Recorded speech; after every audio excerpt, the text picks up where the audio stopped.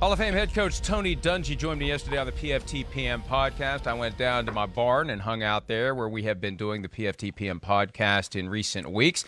And the big topic of discussion, the proposed enhancements to the Rooney Rule, which will change the rule that's been on the books for 18 years. The rule on the books requires teams to interview at least one minority candidate for coaching and general manager jobs. This takes it a lot farther than that, actually rewarding teams that hire coaches and general managers who are minorities with boosted draft standing the year after the hire is made. It's been a controversial measure, and I wanted to get Coach Dungy's thoughts on it. Here is an extended clip from Monday's discussion with Hall of Fame head coach Tony Dungy.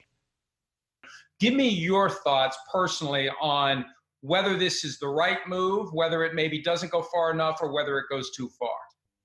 Yeah, I think that this is definitely something that's been looked at and said, hey, we've got to do something drastic.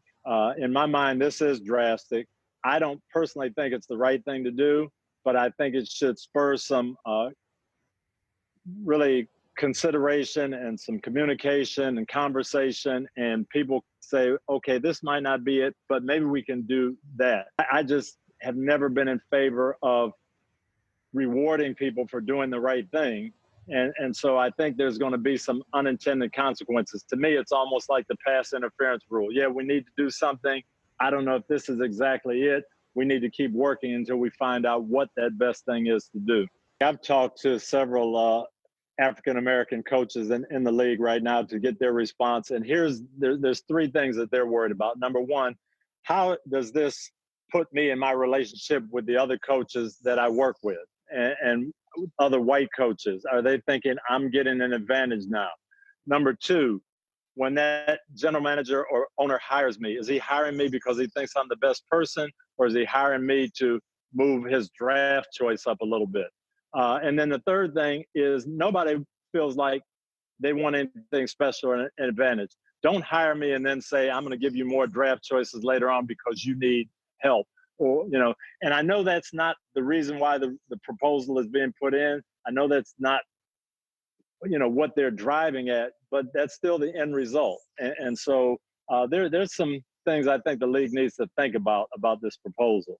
It's different from that inherently competitive 32 teams, everyone wanting to draft as high as possible and get the best possible picks, and you are moving some down, moving some up. And also, and you're touching on one of the concerns that Louis Riddick shared with Peter King in Football Morning in America, the idea that as you walk through the door, people may be viewing you differently. You're undermined before you even start the job because there's this sense that some may have that the only reason you're getting the job is because the team derives some tangible benefit from hiring a minority GM or coach.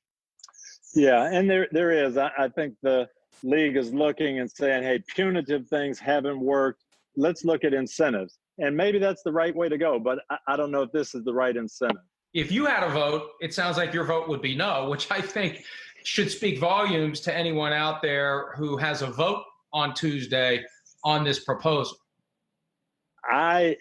When I looked at it, I didn't see how it would pass. A lot of people are telling me that it will. I think if it does pass, it'll end up being like the pass interference review rule. We'll see in a little while some unintended consequences that will say, gosh, this might not be the best idea.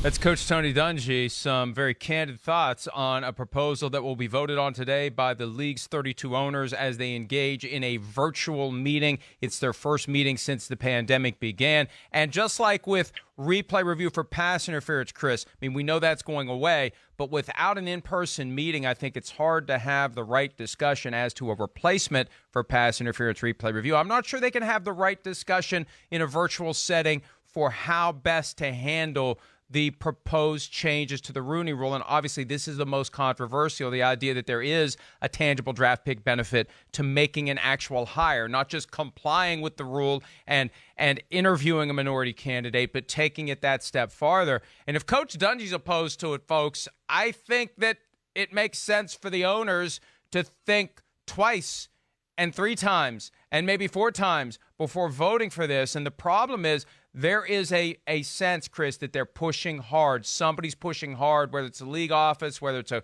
group of owners. There's a determination to get this passed. A lot of lobbying is happening to get it passed. And I hope everyone takes a step back and listen to what Coach Dungy had to say before making their final decision.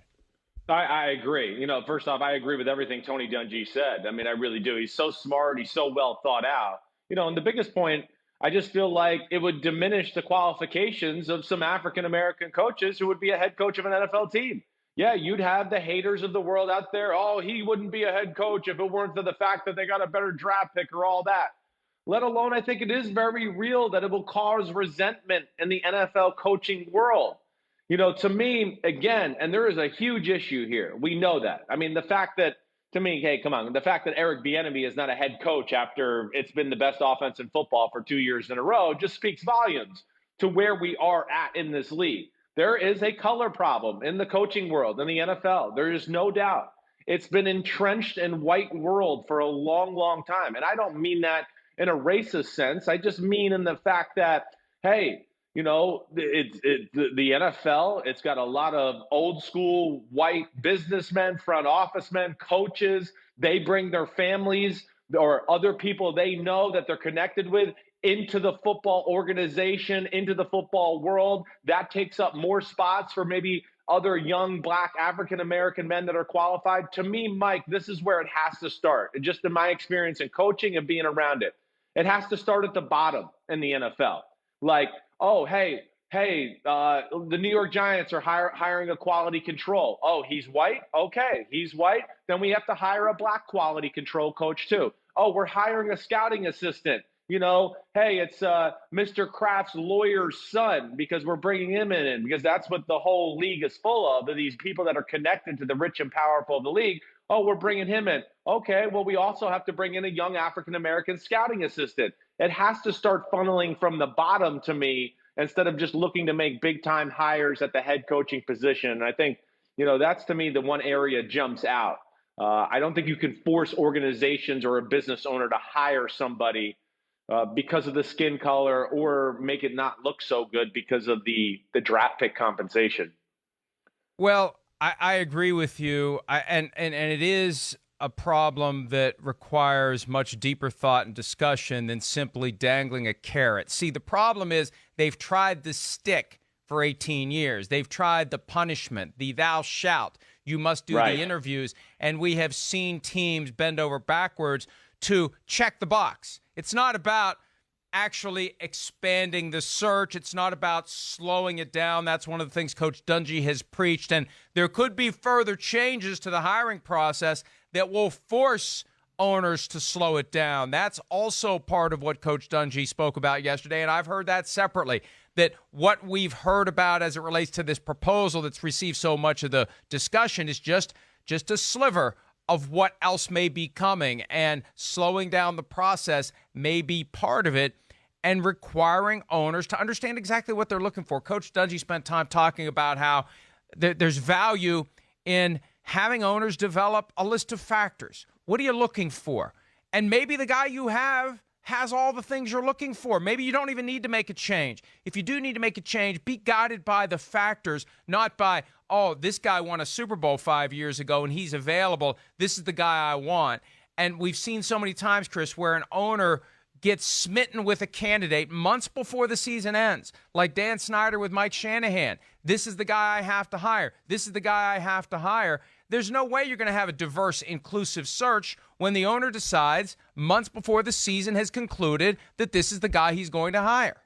That's right. I mean, that's where it really gets tricky. And I think, again, those are the points why I think it could cause a lot of resentment in the coaching world and really put African-American coaches who are very qualified to be a head coach, really put them in a tough spot to where, like what Coach Dungy said, people are going to be looking at them at the corner of their eye. As they walk in, did he really earn this? Or is he getting it because of, some rule or whatever it may be? To me, this is a systemic issue, and again, it's not about racism or anything about that. It might be a little, but I just think it's such a culture of family and connections and things like that. And the culture, if you go back to the history of the NFL, of course, is more white than black. But, again, look at all the coaches and their family and their sons that are involved in the NFL all over the place. And of course, yes, coaches, it was more of a white society in the 70s and 80s. So now those coaches who got their sons and other people in their family involved in it, of course, they're white to go along with it. And that just doesn't give any room for growth there. That's, to me, the biggest issue I see. It has become a sport that is very popular. It's become very political, and it's become more about who you know instead of what you know. And that is a real issue to me, and it bothers me, Mike. I see it anywhere I go to a building in training camp. Oh, how did that kid get a job? Oh, his friends with the dad, his dad's friends with the owner. His dad's friends with the GM. Has he ever played football? Has he ever even been involved in anything football? No, he's not, but now he's running the scouting department. Whoa, okay. So that, to me, is one of the biggest issues. That you have to start from the bottom and start grooming some diversity there. And then I think you'll start to see more hires of color and African-American coaches.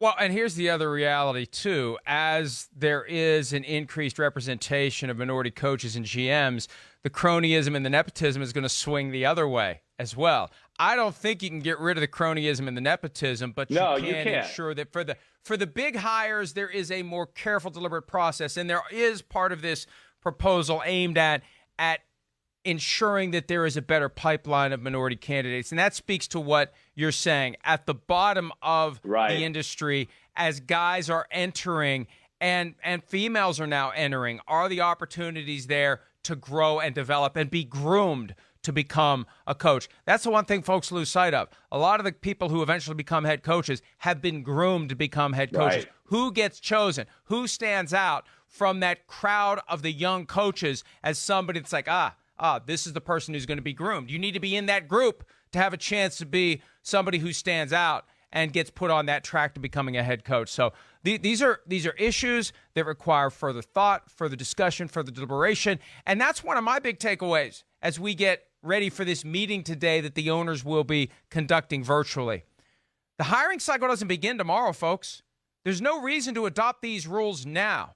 Anytime there is a proposal that's been fast-tracked and they're trying to jam it through, that tells me that somebody doesn't want everyone to understand all the issues. They just want what they want. We got to jam this through. Well, how about we just press pause on it and say, ain't nobody hiring a head coach today or tomorrow or next week, barring some dramatic turn of events that we would not anticipate as part of the normal hiring process. We have months to figure out what the rules will be for the next hiring process. Why in the world does this proposal have to get pushed through today if there are voices like Tony Dungy's who are lining up against it? All right, let's take a break. By the way, the full podcast available at the PFTPM podcast, wherever you get your podcasts, and it's available on YouTube, and we'll be dropping links to the audio and the video at profootballtalk.com. Hi, I'm Mike Tirico, and thanks for watching. Make sure to hit subscribe for the latest news and highlights from NBC Sports.